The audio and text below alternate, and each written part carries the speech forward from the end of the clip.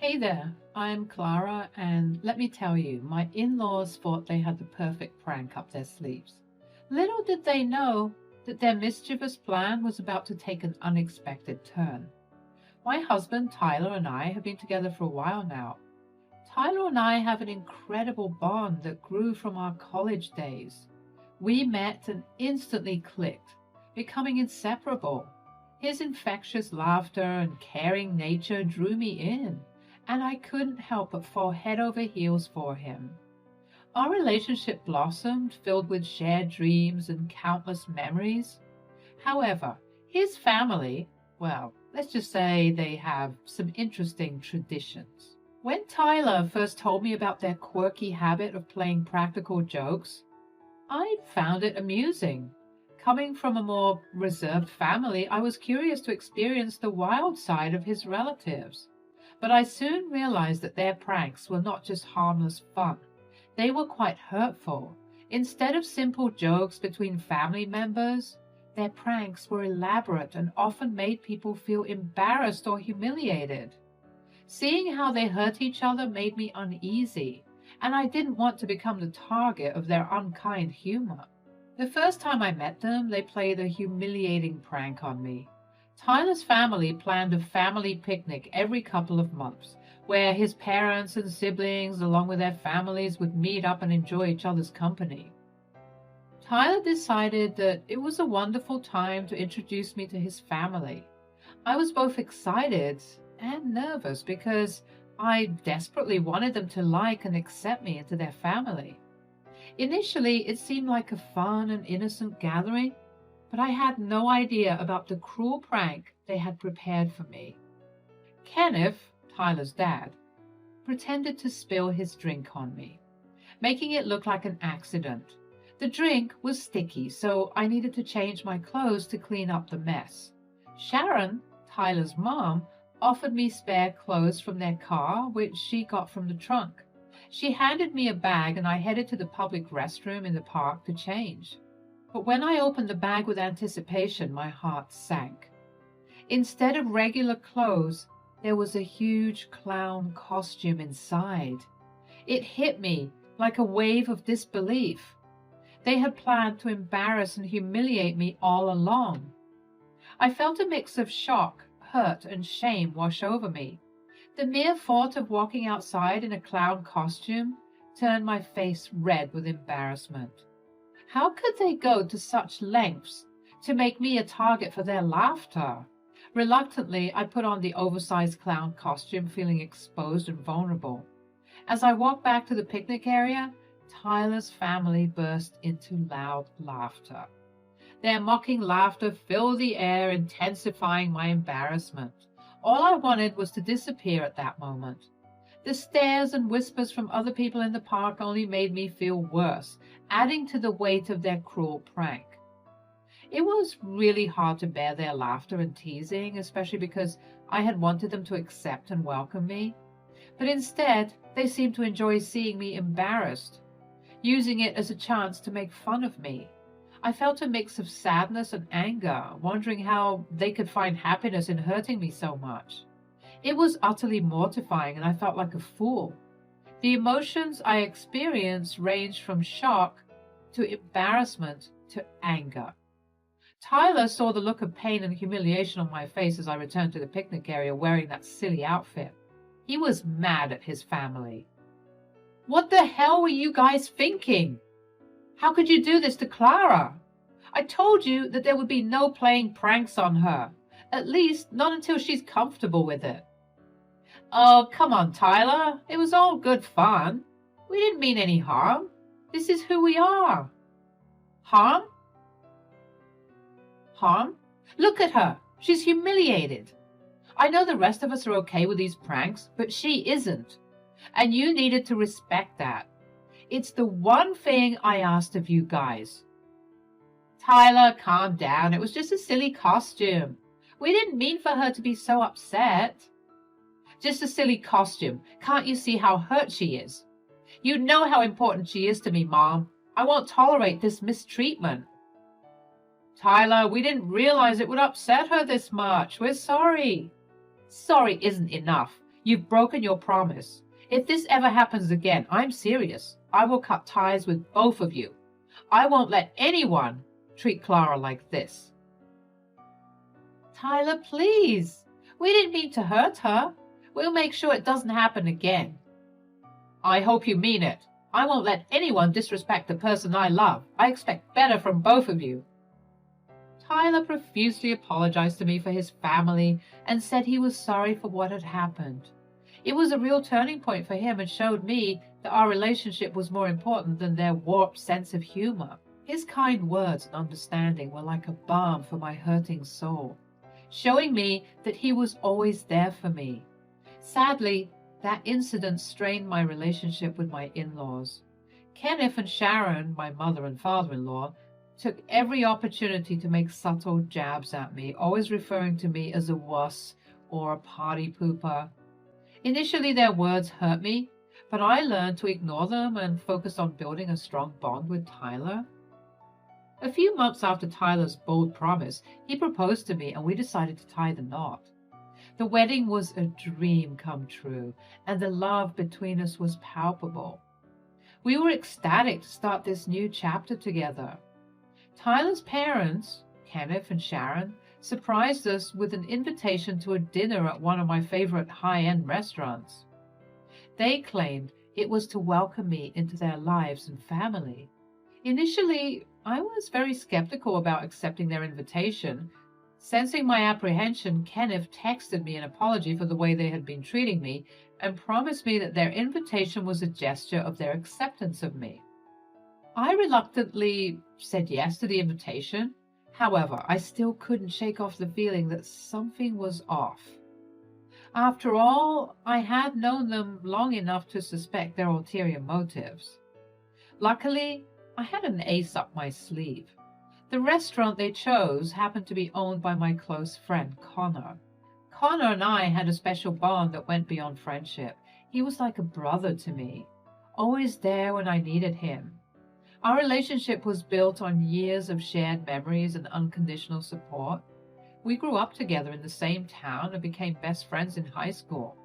We had lost contact when we went off to college, but reconnected a couple of years ago.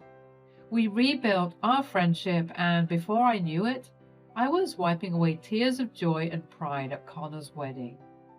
Connor was someone I could always rely on, no matter the circumstances. He had a kind and caring nature that made me feel safe and understood. We shared countless laughs, wiped away each other's tears, and celebrated life's triumphs together.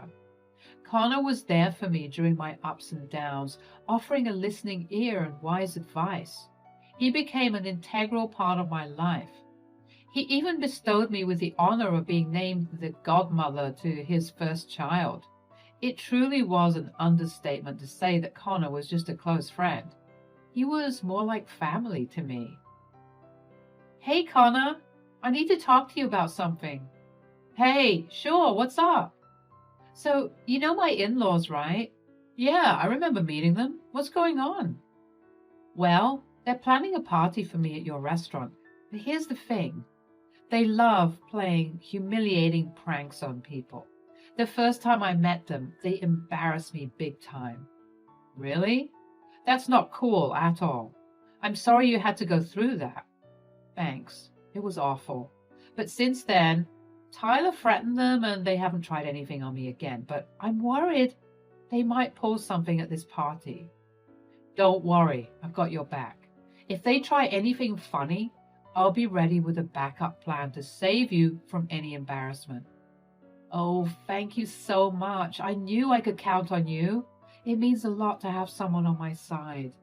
"Of course, you're part of our extended family here. We won't let anyone humiliate you. Just trust me and we'll make sure you have a great time at the party." "I appreciate that. You're amazing." "You better tell my kids that I'm amazing when they're a little more grown up." "Shut up. I'll need some time to think about it."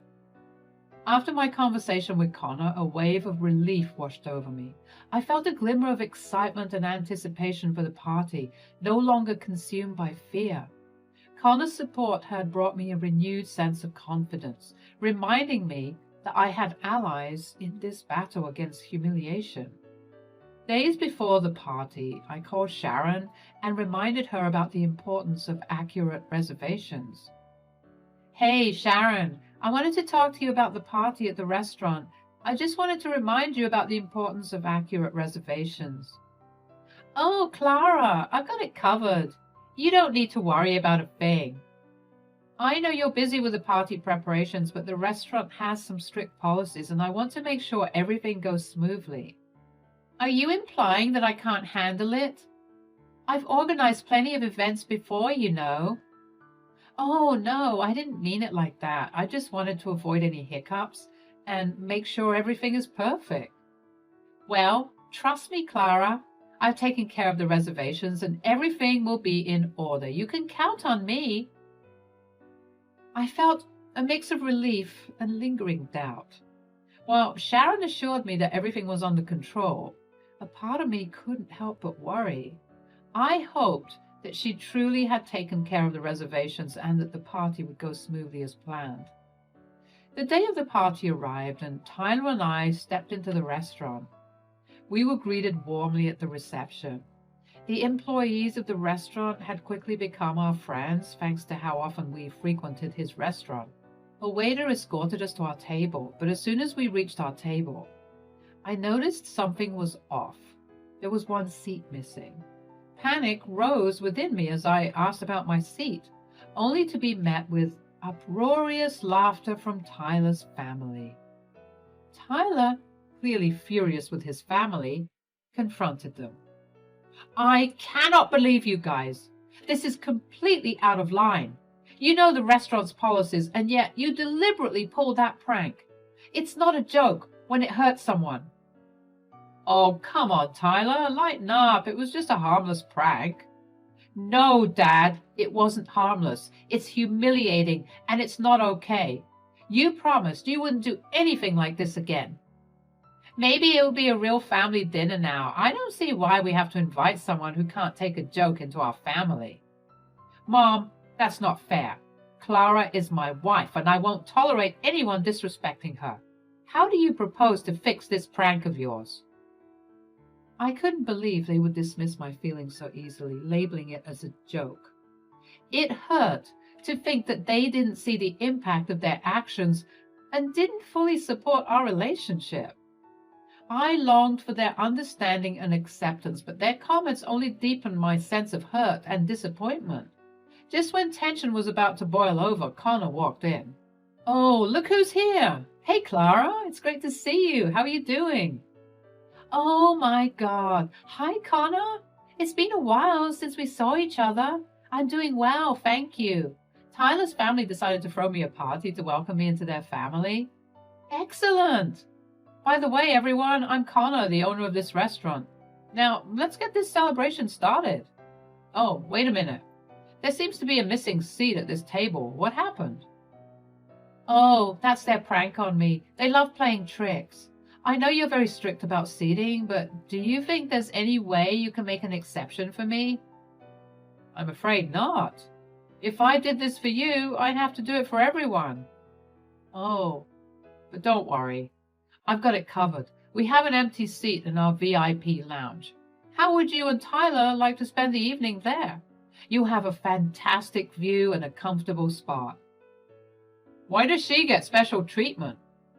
This is supposed to be a joke. There's no need for all this fuss. Well, it's important to make sure our guests feel comfortable and valued, and I think it's essential to respect everyone's feelings. Anyway, Clara, your meal, along with all the drinks for you and Tyler tonight, are on the house. Enjoy the evening. Thank you so much, Connor. At that moment, my gratitude towards Connor knew no bounds. Having Connor there with us brought a sense of calm and made me feel safe. He took us to the VIP area, protecting us from the chaos caused by Tyler's family. They loudly protested Connor giving us special treatment. Connor simply motioned to one of the waitstaff to take care of their table, and they immediately quieted down. I thanked Connor a lot for standing up for me and keeping me from feeling even more embarrassed. At that moment, Tyler's support meant everything to me. Tyler's actions showed his true character and how much he wanted to keep me safe. He didn't let his family's teasing get in the way.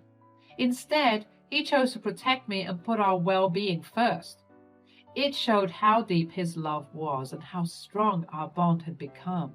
Sitting in the VIP area, surrounded by safety and support, I felt incredibly grateful for both Connor and Tyler. Their unwavering presence reminded me that I wasn't alone in this journey. As Tyler and I ordered our meal and drinks, we finally began to settle down to enjoy the night. However, the night was not yet ready to be calm for us. "Hey guys, what do you want? Please let us sit with you. We're all here for Clara's party after all." "No, I don't think that's a good idea. We're fine on our own." "Well then, what if we apologize? We're family, and family doesn't treat each other this way." "Yeah, we want to make things right. Can't we all just move past this?" "Are you kidding? You didn't want her in the family before, and now you suddenly do? All because you want to sit in a fancier place and get a free meal? You guys are a joke. Leave us alone." "Tyler, we're sorry. We didn't mean it like that. We were just joking." "Joking? It didn't feel like a joke when you humiliated me. Your actions spoke louder than words." "Enough. We don't want to hear it. Just go." "Tyler, please." "No, Mom. It's time you both understand the consequences of your actions. Leave now." Connor, sensing the commotion, intervened and kindly requested Kenneth and Sharon to leave our booth. When they refused, he threatened to call the police. Finally, they slinked away and headed towards their table.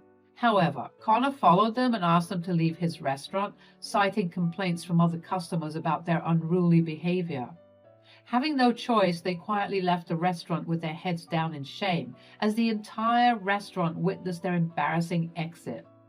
That night, Tyler and I had a blast. We laughed, we ate, and we shared a couple of drinks with Connor, relishing in the victory over Tyler's family's prank gone wrong. Tyler and I were bombarded with texts from his family after that night.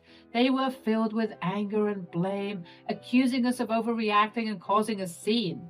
Their words stung, adding fuel to the fire and deepening the rift between us. It felt like the aftermath of a storm with no calm in sight. Instead of engaging in their negativity, we decided to take a stand. We realized that we didn't need that toxicity in our lives, so we made a firm decision and blocked them, putting an end to their hurtful words and actions. Cutting ties with Tyler's family was a necessary boundary to protect our emotional well-being. We refused to subject ourselves to their constant ridicule and cruelty. It was a liberating decision that allowed us to focus on the love and support we shared and the positive relationships that uplifted us. It was a fitting conclusion to this tumultuous saga, allowing us to move forward with positivity and surround ourselves with love and support. Life moved on, and Tyler and I thrived in our love and unity. Our relationship grew stronger, and we built our own loving family, free from the toxicity of his parents' cruel pranks. Thanks for sticking with me through this roller coaster tale. Remember, sometimes the sweetest victories come from the unexpected allies we find along the way. Don't let anyone's cruel pranks dampen your spirit or break your resolve. Stay strong and true to yourself, and you'll always have the last laugh.